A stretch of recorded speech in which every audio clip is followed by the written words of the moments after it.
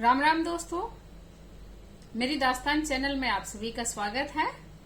मैं रंजना गुप्ता छोटों को स्नेह और बड़ों को प्रणाम करती हूँ। आज मैं बच्चों के लिए एक कहानी लेकर आई हूँ जो मैंने अपनी माँ से सुनी है। तो चलिए मैं शुरू करती हूँ।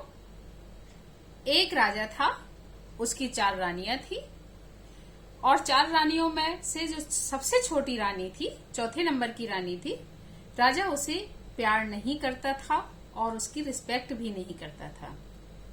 एक बार राजा साहब बाजार जा रहे थे तो उन्होंने अपनी 4 रानियों से पूछा कि तुम लोगों के लिए क्या लेकर आऊं।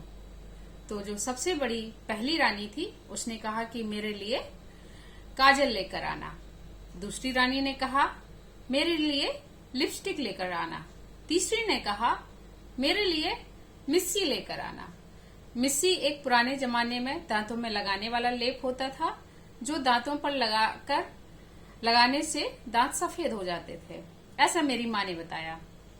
तो वो और चौथी से जब राजा साहब ने पूछा सबसे छोटी रानी से कि मैं तुम्हारे लिए क्या लेकर आऊं, तो छोटी रानी उदास थी, क्योंकि जिसको रिस्पेक्ट और प्यार नहीं मिलता है तो वो हमेशा उदास रहता है। तो उसने राजा साहब से कहा मुझे कुछ नहीं चाहिए। तो राजा साहब थोड़े से उनको अच्छा नहीं लगा, पर उन्होंने कहा ठीक है, और वो मार्केट चले गए। जब मार्केट गए तो उन्होंने काजल, लाली यानी कि लिपस्टिक और मिस्सी तीनों चीजें खरीद ली और वो इधर उधर देखने लगे। तो वहां पर एक जानवर बेचने वाला बैठा हुआ था, तो वो वहां गए। उन्होंने कहा क्या है। वो अपने जानवर बेचने वाला अपनी एक कुतिया को कुछ नहीं नाम से पुकार रहा था। तो उसने कहा कि इस कुतिया का नाम क्या कुछ नहीं है। तो दुकानदार ने कहा हाँ। तो बोले कि ये कुतिया मुझे दे दो। तो वो उस कुतिया को राजा साहब अपने साथ ले आए। उसका नाम कुछ नहीं था। अब राजा साहब आए तो उन्होंने अपनी जिस रानी का जो गिफ्ट था, जिसने काजल मंगाया था उसे काजल दे दिया, जिसने लिपस्टिक मांगी थी उसको लिपस्टिक दे दी, जिसने मिस्सी मांगी थी उसको मिस्सी दे दी, और छोटी रानी को वो कुछ नहीं नाम की कुतिया दे दी। कुतिया थी वो। तो राजा साहब, छोटी रानी ने कहा इसको क्यों ले आए। तो राजा साहब ने कहा तुमने कुछ नहीं मांगा था और इसका नाम कुछ नहीं है। थोड़ा सा चिढ़कर राजा ने बोला। उसने कहा कि आप एक तो मुझे रूखा सूखा बचा खुचा खाना पानी देते हो, मैं क्या खुद खाऊंगी और क्या इस कुतिया को खिलाऊंगी। तो राजा ने कहा कि तुमने कहा था मुझे कुछ नहीं चाहिए, तो मैंने कुछ नहीं लाकर तुमको दे दिया है। अभी तुम्हारी समस्या है कि तुम इसको क्या खिलाती हो, ये मेरी समस्या नहीं है। रानी और उदास हो गई। राजा साहब चले गए और जो बड़ी 3 रानियां थी उन्होंने रानी की हालत देखी तो और उसका मजाक उड़ाने के लिए आ गई। जो जिसका काजल था वो काजल लगा कर आ गई, जिसकी लिपस्टिक थी वो लिपस्टिक लगा कर आ गई, जिसने मिस्सी मंगाई थी वो मिस्सी दांतों पर लेप लगा कर आ गई। और तीनों रानियां अपना अपना प्रदर्शन करने लगी कि देखो मैंने काजल लगाया, मेरी आंखें देखो कितनी कजरारी हैं। और दूसरी ने लिपस्टिक लगाकर बोला मेरे गुलाबी गुलाबी होंठ देखो कितना अच्छा कलर है मेरी लिपस्टिक का। तीसरी बोली ही ही ही ही ही ही, मेरे दांत देखो कितने सफेद सफेद हैं। अब ये चौथी रानी अपना मजाक उड़ते देख ही सकती थी, कर क्या सकती थी, कुछ नहीं बोली। अब जब तीनों रानियां चली गई, राजा साहब चले गए। एकांत में कुतिया ने, जो कुछ नहीं नाम था उसका, कुछ नहीं ने रानी से पूछा कि रानी ये सब आपका मजाक क्यों उड़ा रही थी। तो रानी ने कहा कि राजा साहब ही प्यार नहीं करते और वो मेरी रिस्पेक्ट नहीं करते हैं, मुझे इज्जत नहीं देते हैं, तो ये रानियां मुझे क्यों इज्जत देंगी। बोले ऐसा क्यों। तो रानी ने कहा कि मेरी कोई संतान नहीं है, यानी कि मेरे कोई बच्चे नहीं है, इसलिए राजा साहब मुझे रिस्पेक्ट नहीं देते हैं। तो कुछ नहीं, जो कुतिया थी कुछ नहीं ने कहा कि ठीक है, ऐसा राजा साहब कर रहे हैं तो मैं अभी देखती हूँ। वो 2-4 दिन तो कुछ नहीं ने कुछ नहीं बोला। 5वें दिन वो क्या हुआ, कुछ नहीं बोली कि रानी साहब ऐसा है, अब मैं आपके दिन बदलूंगी। रानी ने कहा कैसे। बोले आप कुछ नहीं है, कुछ दिन महल से जो राजा ने उसको छोटा मोटा महल दे रखा था, आप महल से बाहर नहीं निकलेंगी। बोले क्यों? बोले नहीं निकलेंगी। भौं भौं भौं, मेरे से सवाल मत करना नहीं तो मैं काट लूंगी। वो रानी साहब को ऐसे ही डराती हर बात पर, भौं भौं भौं, मेरे से सवाल मत करना मैं तुम्हें काट लूंगी। रानी मारे डर के उससे कोई सवाल नहीं किया। अब रानी ने क्या कहा कि अब जो कुछ नहीं कुतिया थी वो राजा साहब के दरबार में गई और राजा साहब से कहा कुछ नहीं ने कि राजा साहब एक खुशखबरी लेकर आए हैं। राजा साहब ने कहा कहो क्या लेकर आई हो? तो उसने कहा कि पहले मिठाई का डिब्बा मेरे घर पहुंचाओगे? राजा साहब ने कहा पहुंचाएंगे, पहले खुशखबरी तो सुनाओ। बोले कि मेरी रानी के यहाँ बेबी आने वाला है, मेरी रानी की पेट में बेबी है, राजकुमार आने वाला है। राजा साहब बड़े खुश हुए। जिस रानी को अभी तक बच्चा नहीं था उसे बच्चा, मतलब उसके घर में बच्चा आने वाला है। तो राजा साहब ने कहा अच्छा, एक खुशखबरी है तो हम रानी से मिलने जरूर आएंगे। तो फिर वो कुछ नहीं बोली, भौं भौं भौं, खबरदार जो मेरी रानी से मिलने आए। ये सब अभी खुशखबरी से उसकी नजर लग जाएगी कि उसके यहाँ बेबी आने वाला है, बेबी को कुछ हो गया तो। राजा साहब बोले नहीं आएंगे, ठीक है। अब राजा साहब वो कुछ नहीं क्या हुआ, तीनों रानी के पास गई और उसको सब कुछ चिढ़ाने के लिए बोलकर आई, भौं भौं भौं, मेरी रानी के यहाँ बेबी आने वाला है, मेरी रानी के यहाँ बेबी आने वाला है, सुंदर से राजकुमार आएंगे। अब तीनों रानियां तो मारे जलन के, उनके चेहरे लाल हो गए, पर अब क्या कर सकती थी? अब खुशखबरी तो खुशखबरी थी, उसको हटा तो नहीं सकती थी। तो कुछ नहीं, वो अपना गई, कुछ नहीं अपने रानी के महल में गई और जब देखा कि राजा साहब ने मिठाई भिजवाई है, दूध, फल, सब्जी, मतलब अच्छा खाना जो कि एक प्रेग्नेंट लेडी को खाने को दिया जाता है, बहुत भरपूर पोषक वाला खाना, उसने राजा साहब ने भिजवाए कि राजकुमार को कोई दिक्कत ना हो, आने वाले राजकुमार को, और रानी की सेहत का पूरा ख्याल रखा जाए। तो आराम से कुछ नहीं, जो कुतिया थी कुछ नहीं भी खाती और रानी को भी देती, आराम से खाओ। अब रानी ने कहा ये बताओ कुछ टाइम बाद सब लोग कहेंगे राजकुमार कब आएगा, तो बताना तो पड़ेगा ही ना।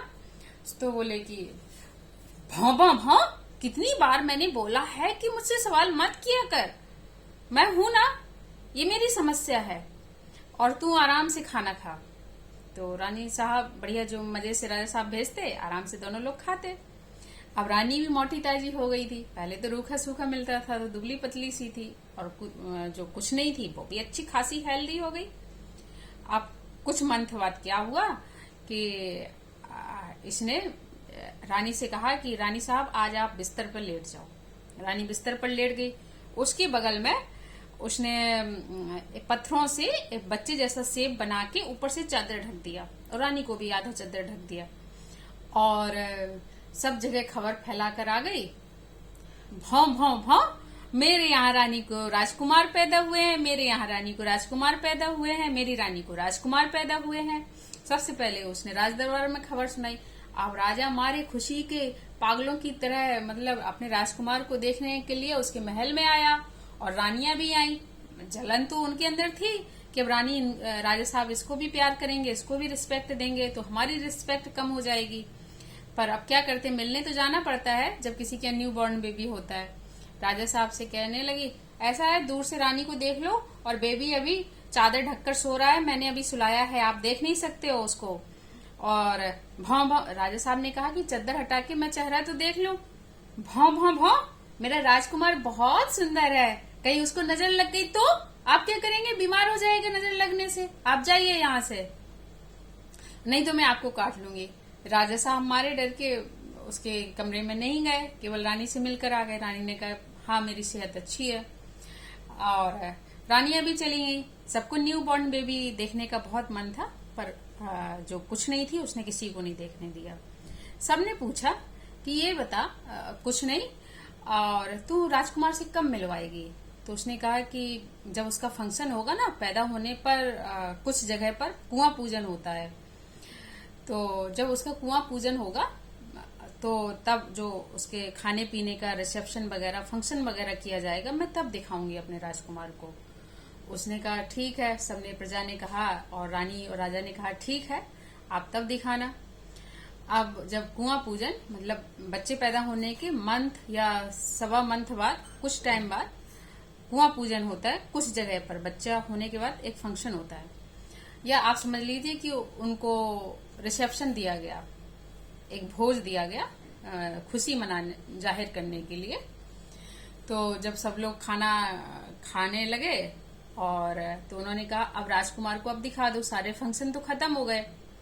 फिर वो बोली कुछ नहीं, भौं भौं भौं, खबरदार जो मेरे बच्चे को देखा तो कहीं उसको नजर वजर लग गई तो, हमारे यहाँ अभी नहीं दिखाया जाता है, हम उसको जब 5 साल का बर्थडे होगा, 5वां बर्थडे होगा, तब हम मिलाएंगे। राजा रानी प्रजा सब चले गए चुपचाप, क्योंकि वो बहुत दबंगई से बोलती थी। तो और सबको डर लगता था कि कहीं इसने काट वाट लिया तो। अब 5वां वर्ष जन्मदिन आया तो सब बोले कि अब दिखाओ राजकुमार को। बोले नहीं, हमने अकेले में केक काट लिया, अकेले में बर्थडे मना लिया, अकेले में मंदिर चले गए, तुम लोगों की कोई जरूरत नहीं थी, अब जाओ। तो बोले राजा ने बड़े उससे कहा कि तुम मिलाओगी कब मुझे अपने बेटे से? बोले 12 वर्ष में मिलाऊंगी, जब आप उसका विवाह तय कर देंगे। राजा साहब बोले मैंने राजकुमार को देखा नहीं, मैं उसका विवाह कैसे तय कर दूंगा? बोले 12 साल बाद आप बात कीजिएगा।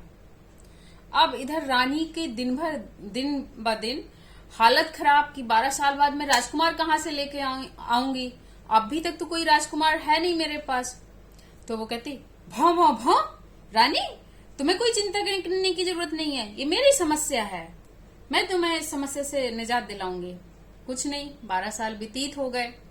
जब 12 साल व्यतीत हो गए तो उसने जाकर कुछ नहीं ने राजा से कहा भौं भौं भौं, सुनो राजा जी, मेरा कुंवर, मेरा राजकुमार 12 साल का हो गया है, अब आप उसका विवाह तय कीजिए। राजा ने कहा मैंने राजकुमार को देखा नहीं है तो मैं विवाह कैसे तय कर दूं? बोले मैं कुछ नहीं जानती हूँ, अगर राजकुमार से मिलना है तो उसका विवाह पहले तय कीजिए। राजा ने जैसे तैसे एक राजकुमारी से उसका विवाह तय कर दिया। अब जब विवाह तय किया, बारात का दिन निश्चित हुआ कि इस दिन बारात जाएगी। तो राजा ने कहा अब बारात निकालने के लिए तो राजकुमार को निकालोगी? तो उसने कुछ नहीं ने कहा ऐसा है राजा साहब, मैं मेरे महल से और जो पास में काली मंदिर है वो वहां तक पर्दानुमा गैलरी बनाई जाए, मतलब एक कपड़े से ढककर केव टाइप का बनाया जाए। गलियों में पूरे इस तरीके से पर्दे लगने चाहिए कि मुझे और राजकुमार को और रानी को कोई भी महल से मंदिर जाते समय देख ना सके। राजा साहब बड़े उतावले थे अपने बेटे को देखने के लिए, उसे कुछ नहीं की सारी शर्त माननी पड़ गई। उन्होंने कहा ठीक है। बोले जब मैं मंदिर के दर्शन करके आप लोगों के सामने मैं अपने राजकुमार को लाऊंगी। अब इसने शर्त तो रख दी। इधर रानी को फिर बेचैनी बढ़ गई, उनकी तो हालत खराब कि राजकुमार है नहीं, बारात की तैयारी हो गई, पूजा पाठ की तैयारी हो गई, राजकुमार कहाँ से आएगा? वो मारे घबराहट के पसीने पसीने होने लगी। तो फिर कुछ नहीं बोली, भौं भौं भौं, महारानी जी मुझ पर विश्वास करो, मैं कुछ नहीं होने दूंगी। तो उन्हें क्या करोगी? बोले कुछ नहीं, तुम देखती जाओ। वो गई चौके में और एक बेसन का उसने पुतला बनाया, बेसन का पुतला बनाया बड़ा सा, एक 12 साल जितना, और वो आराम से उसको अच्छे से कपड़े पहनाए, राजसी वस्त्र उसने बनवा के रख लिए थे, उन्होंने कपड़े पहनाए और अपने पूजा के लिए उसको साथ में लेके रानी के साथ वो जो पर्दानुमा केव था, मतलब जिसमें से कोई भी प्रजा या कोई भी घर का मेंबर उनको देख ना पाए, महल से मंदिर तक चली गई वो पूजा करने के लिए। और उसने मंदिर में जाके कहा बाहर निकलकर कि ऐसा है कि आप ढोल नगाड़े खूब तेज बजाइए, मैं पूजा अर्चना कर रही हूँ, मेरी पूजा अर्चना और मेरी देवी जी से बातचीत कोई सुन ना पाए, आप इतना तेज ढोल नगाड़े बजाइए। बाहर भैया वैसी शादी ब्याह खुशी का माहौल था, खूब ढोल नगाड़े बजने लगे। इधर कुछ नहीं ने क्या किया कि रानी से कहा आप पूजा पाठ करिए। रानी ने पूजा पाठ की, देवी माँ से प्रार्थना की कि अब भैया बताओ क्या रास्ता है। तो देवी माँ कुछ देर कुछ नहीं बोली, उनने कुछ नहीं ने कहा रानी माता, रानी जी, महारानी जी आप हटिए, मैं इनसे बात करती हूँ। तो महारानी जी हट गई उन्होंने जो बेसन का पुतला था उनके कुछ नहीं ने उनके चरणों में रखा और तुरंत ही उठा के बेसन का पुतला खा लिया, कपड़े अलग रख दिए। अब और बड़े जोर से चिल्लाने लगी कि भौं भौं भौं, देवी माँ आपने मेरा पुतला खाया है, आप मुझे 12 वर्ष के राजकुमार दीजिए, नहीं तो मैं सबसे कहूंगी कि आपने मेरा राजकुमार खाया है। यहाँ पे किसी ने नहीं देखा कि मैंने राजकुमार खाया है। भौं भौं भौं, ये कपड़े दिखा दूंगी कि आपने मेरा राजकुमार खा लिया है।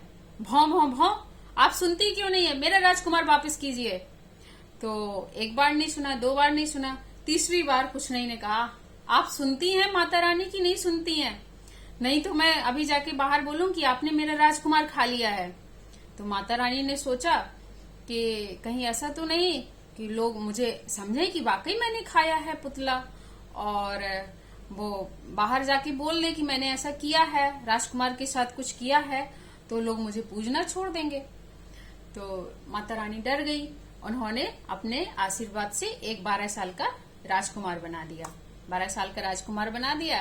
तो कुछ नहीं ने प्रणाम किया, रानी ने प्रणाम किया माता रानी को, और माता रानी ने कहा तुम गुस्से में थी पर तेरी भक्ति भाव से मैं प्रसन्न थी, इसलिए मैंने तुम्हें राजकुमार दे दिया।